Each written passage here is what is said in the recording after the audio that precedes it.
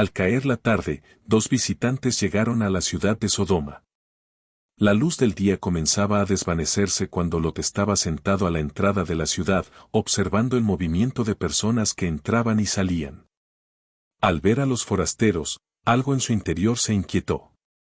Conocía bien el carácter de aquella ciudad y comprendía el peligro que implicaba permanecer a la intemperie durante la noche. Se levantó con rapidez, se inclinó ante ellos y los invitó con insistencia a hospedarse en su casa. Los visitantes parecieron dudar, como si estuvieran dispuestos a pasar la noche en la plaza. Pero Lot, consciente de la violencia y la corrupción que dominaban Sodoma, insistió hasta convencerlos. Preparó una comida y les ofreció refugio. Sin embargo, la tranquilidad duró poco. Antes de que se acostaran, hombres de toda la ciudad rodearon la casa. No eran unos pocos, era una multitud, jóvenes y ancianos, unidos por una misma perversión. Gritaban exigiendo que los visitantes fueran entregados. La maldad que Abraham había temido se manifestaba ahora sin máscaras. Lot salió a hablar con ellos, intentando apelar a su conciencia, pero sus palabras fueron despreciadas. La multitud se volvió contra él con furia creciente. En ese momento, los visitantes intervinieron. Extendieron sus manos, hicieron entrar a Lot en la casa y cerraron la puerta. Luego, de manera sobrenatural, dejaron ciegos a los hombres que estaban afuera, quienes, aún así, seguían buscando la entrada sin comprender lo que ocurría. Aquella ceguera física reflejaba la ceguera moral que dominaba la ciudad. Dentro de la casa, los visitantes revelaron la urgencia de la situación. Anunciaron que la ciudad sería destruida, pues su clamor había llegado hasta Dios. Ordenaron a Lot que reuniera a todos los suyos y los sacara de allí, porque el juicio era inminente. Lot salió a advertir a los prometidos de sus hijas, pero sus palabras les parecieron una broma. No tomaron en serio la advertencia.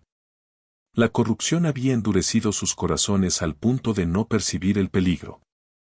Con la llegada del amanecer, la urgencia se intensificó. Lot dudaba. A pesar de todo lo que había visto y oído, le costaba dejar atrás su vida, su casa y su posición en la ciudad. Entonces, los visitantes actuaron con misericordia.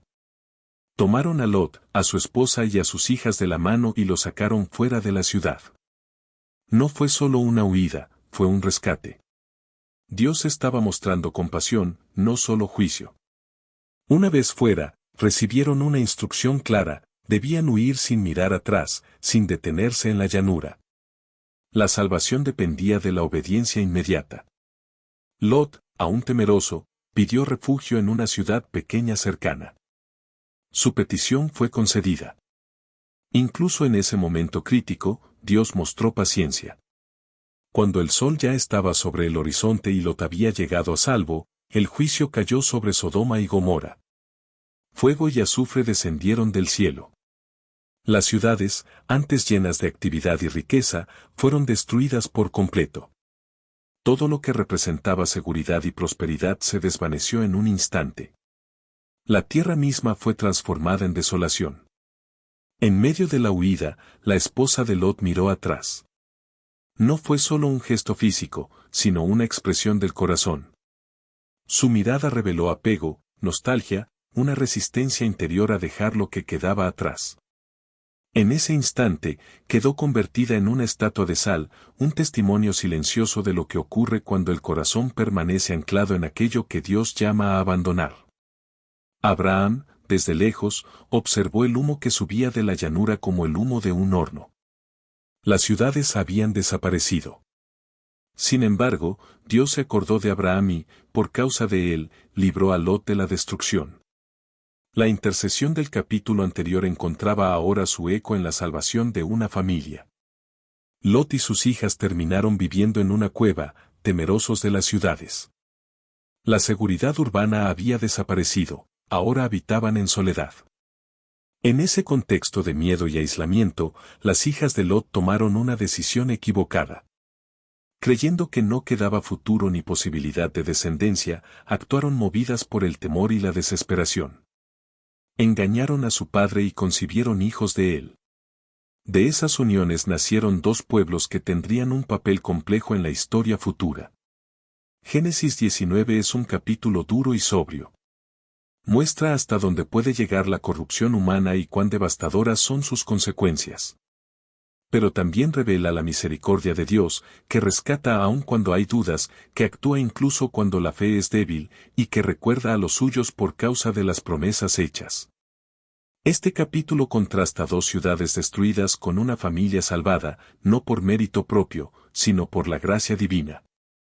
Revela que el juicio de Dios no es caprichoso, sino respuesta a una maldad persistente, y que su misericordia puede alcanzar incluso a quienes viven en medio de contextos profundamente corruptos. Génesis 19 deja una advertencia clara y una esperanza silenciosa. La advertencia, no aferrarse a un mundo que camina hacia la destrucción. La esperanza, Dios sigue rescatando, incluso cuando el ser humano apenas logra avanzar. La historia continúa, marcada por cicatrices, pero también por la fidelidad de un Dios que no olvida a quienes interceden ni a quienes, aun con temor, obedecen su llamado.